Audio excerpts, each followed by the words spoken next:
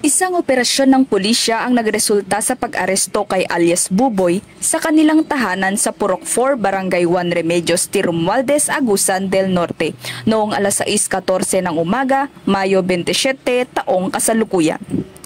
Ang naturang operasyon ay sinagawa alinsunod sa search warrant na may kaugnayan sa paglabag ng Section 11 at 12 ng RA 9165. Matagumpay na naaresto si alias Buboy, isang residente ng nasabing lugar, at nakumpiska ang 1 gramo ng pinaniniwalaang shabu na may halagang 6,800 pesos. Kasalukuyang nasa pangangalaga ng Remedios T. Romualdez Municipal Police Station ang naarestong suspect at ang mga nakumpiskang iligal na gamot para sa tamang disposisyon.